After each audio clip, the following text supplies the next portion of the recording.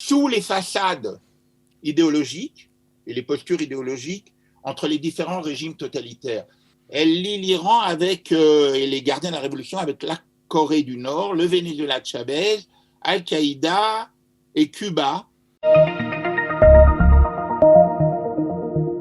Pour notre magazine hebdomadaire d'analyse géopolitique, Israël dans sa région, Israël au cœur du Moyen-Orient, nous nous ouvrons aujourd'hui une chronique de commentaires et d'analyses en forme de, je pourrais appeler ça un passage en revue des principaux sujets de l'heure, en compagnie de Gérard Rabinovitch, philosophe spécialisé dans le domaine de la philosophie politique et qui est en ligne avec nous depuis Paris. Bonjour et shalom, Gérard. Bonjour et shalom. Oui.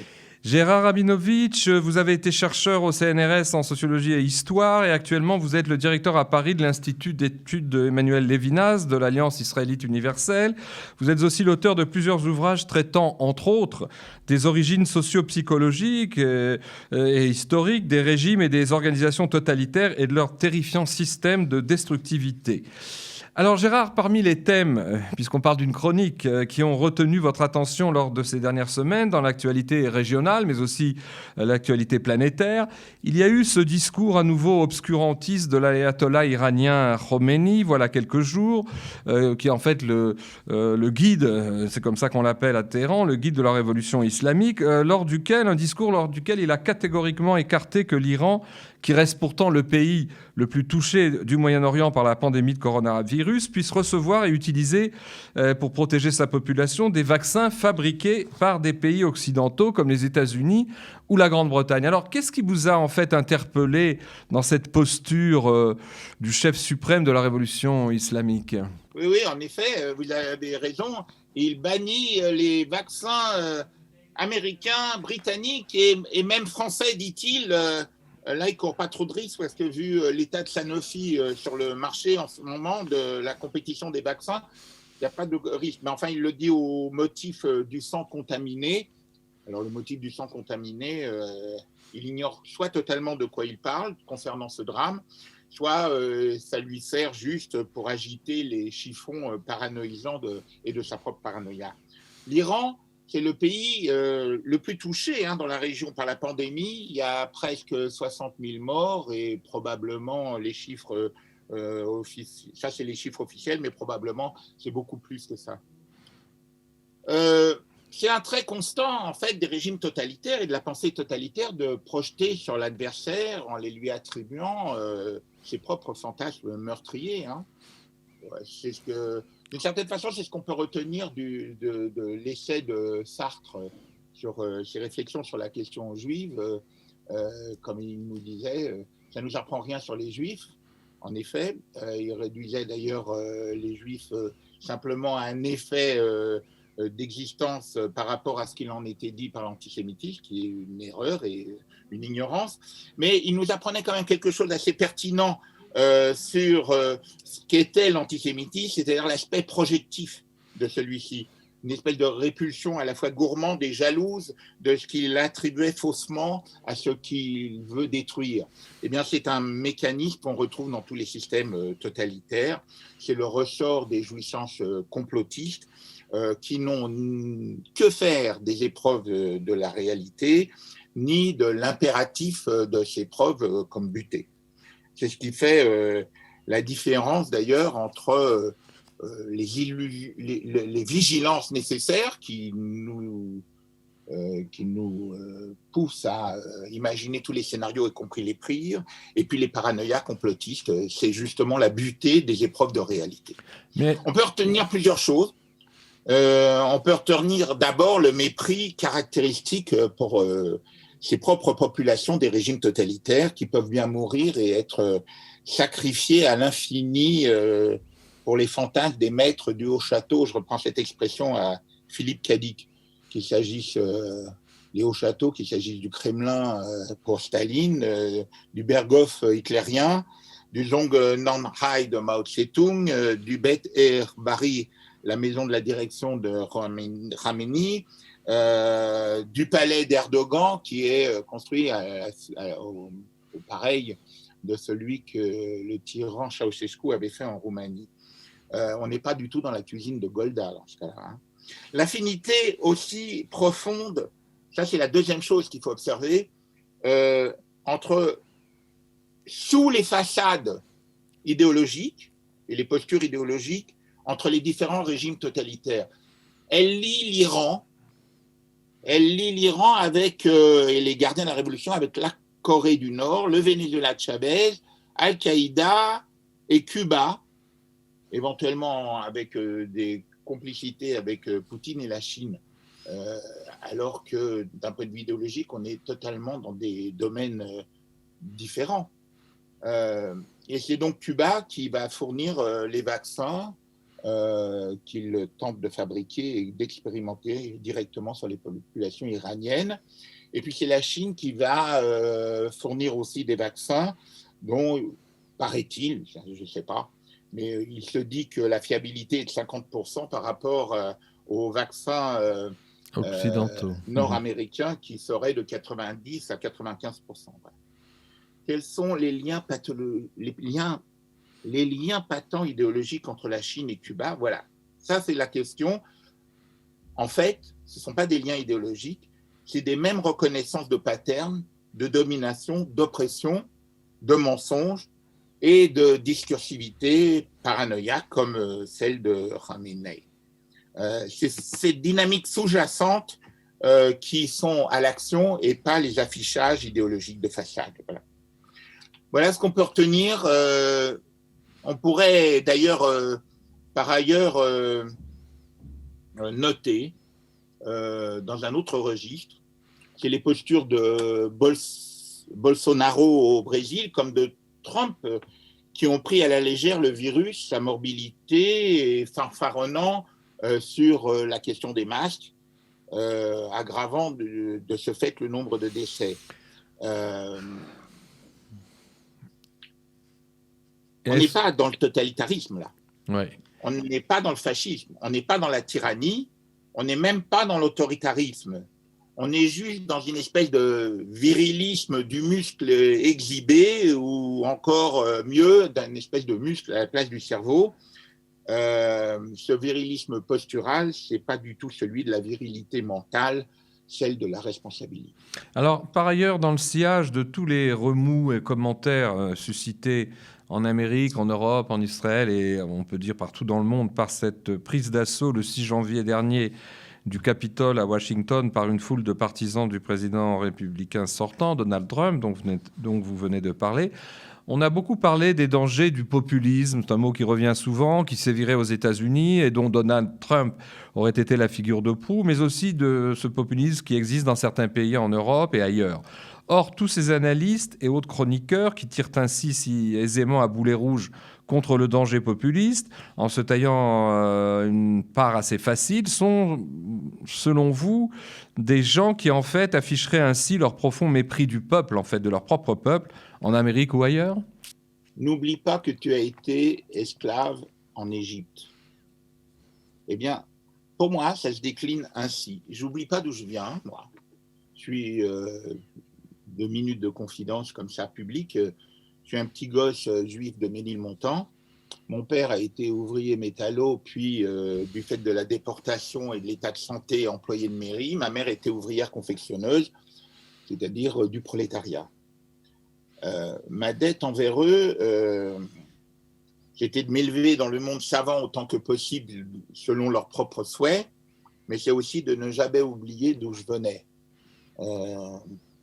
J'ai pas l'idéalisation, ou je n'ai plus l'idéalisation christique à la façon marxiste du prolétariat comme corps souffrant et rédempteur, mais aussi je n'en ai pas le mépris. Et de là se déduisent 2 choses.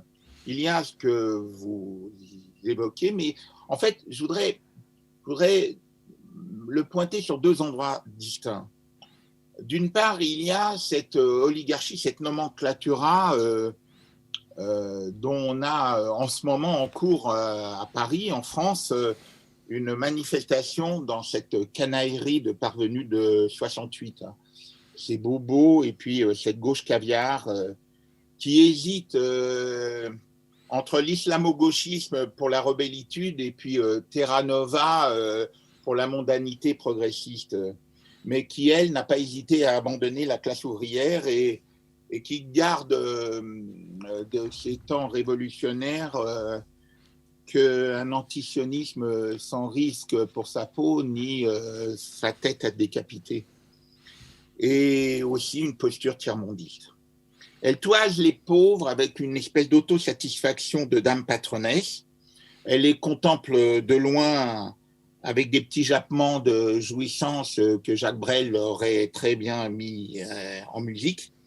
Et elle a une espèce de narcissisme de bien-pensance qui n'est certes pas de bienséance.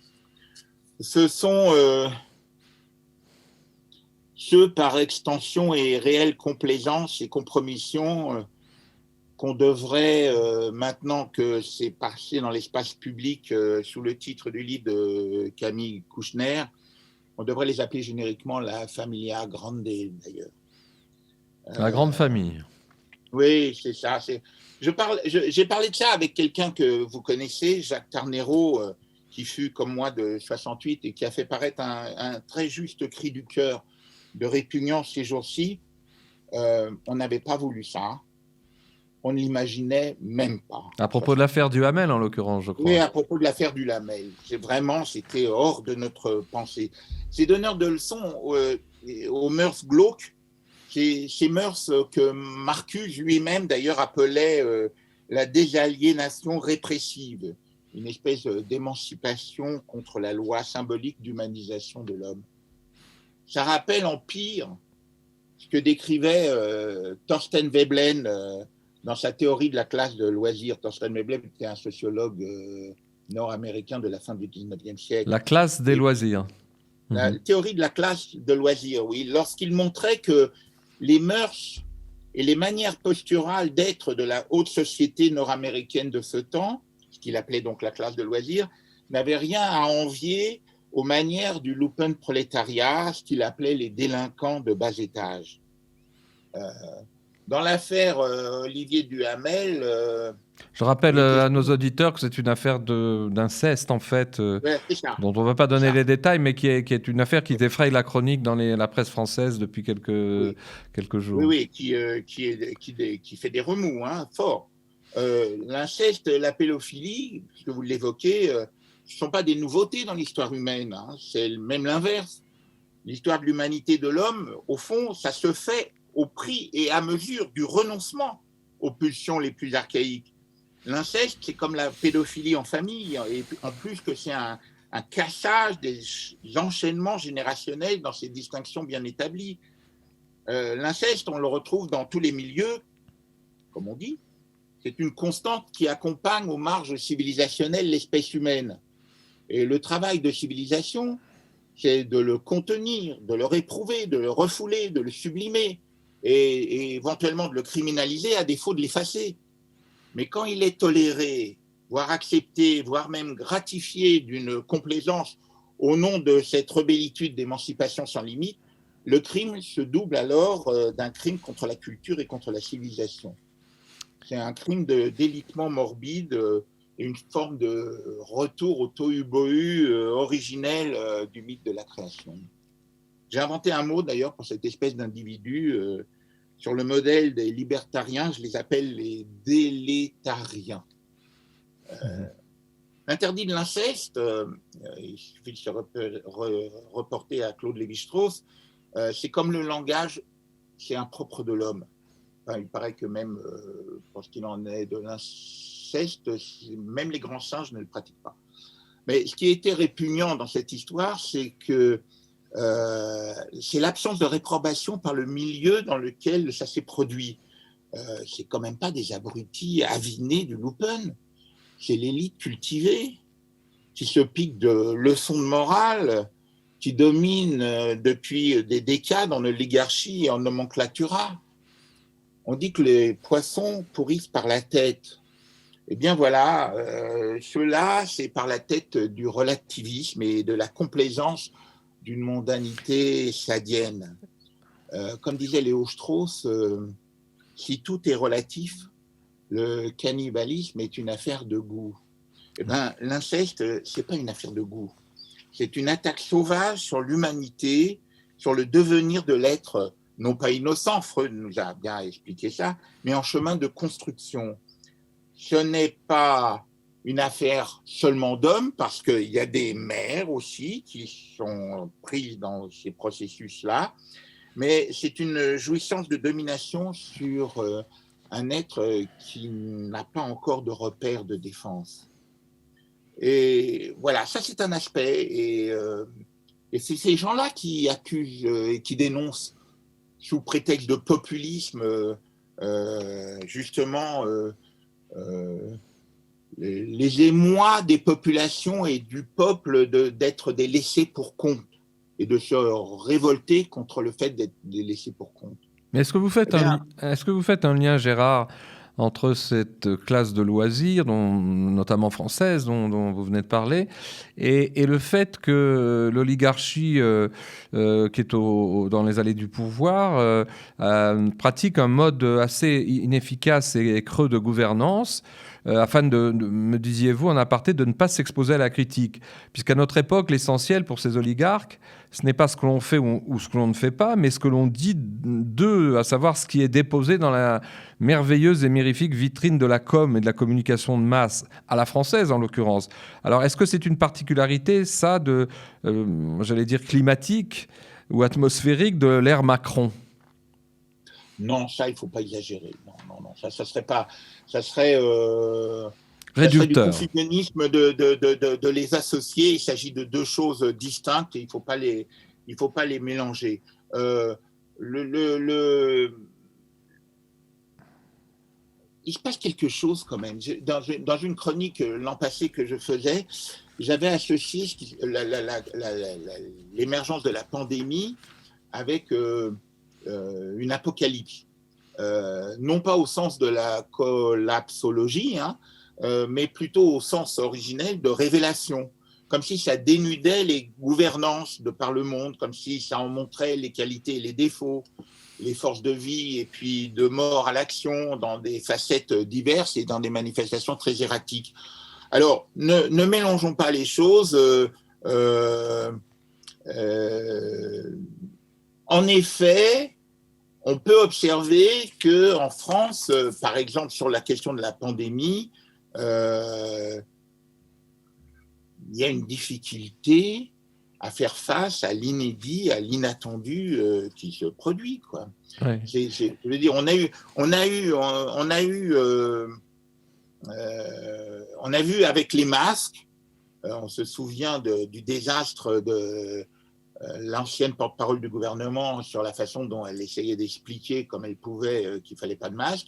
Ensuite, on a vu la même chose avec les tests et maintenant, on a des soucis en France avec alors justement, comme il ne reste que 2 minutes... C'est comme si c'était des tests crash, vous voyez, qui ne testent pas le comportement des véhicules en cas de choc ou de collision, mais le comportement des agents publics devant l'inattendu de cette situation. Alors comme Gérard, il ne reste que 2 minutes, étant donné qu'on a un temps limité, justement, vous venez d'y faire allusion. Dites-nous quelques mots de dans ces temps qui courent, en tout cas entre la France et Israël, cette si grande différence presque abyssale dans la politique de vaccination des deux pays, puisque comme tout le monde le sait, Israël a à cette date réalisé près de 2,5 millions a vacciné 2,5 millions de ses citoyens, soit à peu près 25% de sa population déjà, alors qu'en France, dont les dirigeants n'ont cessé de proclamer qu'elle était prête ces derniers mois, et même fin prête, pour affronter cette troisième vague, on aurait vacciné à cette date que beaucoup moins de personnes. Alors pourquoi cet énorme écart entre les deux pays d'après vous ? Oh, il y a plein de raisons. Donc il y a celle qui est inhérente à la société française aujourd'hui, en effet, ce que vous avez évoqué et que je ne vais pas avoir le temps de développer sur le fait qu'il y a une espèce d'affaissement général où se conjugue à la fois une pensée d'administration qui est fossilisée et une pensée de com qui vient à la place, en substitut d'une vraie pensée politique. Ça, c'est une chose qui bloque la société française. Je pense que les gouvernants français, ils ne sont pas de façon contingente incompétents. C'est à la fois moins grave au niveau de la culpabilité et c'est beaucoup plus inquiétant au niveau de la systémique. C'est-à-dire que je pense que pris dans ce système où la pensée de com et la pensée d'administration se renforcent l'une par l'autre pour empêcher l'initiative et l'aptitude à la décision, eh bien, on assiste à ce à quoi on assiste. Mais c'est plutôt un effet de système dont les gouvernants sont devenus les agents et non pas les décideurs. Ça, c'est une chose. Alors maintenant, pour ce qu'il en est d'Israël... En quelques secondes, vraiment. Ouais. Pour ce qu'il en est d'Israël, il y a des choses qu'il ne faut pas oublier quand même. D'abord, c'est une nation de 9 millions d'habitants. C'est moins que l'Île-de-France. Alors, évidemment, puis les distances sont plus modestes. Alors, c'est plus facile de gérer de façon logistique la distribution d'un vaccin à conserver à moins 80.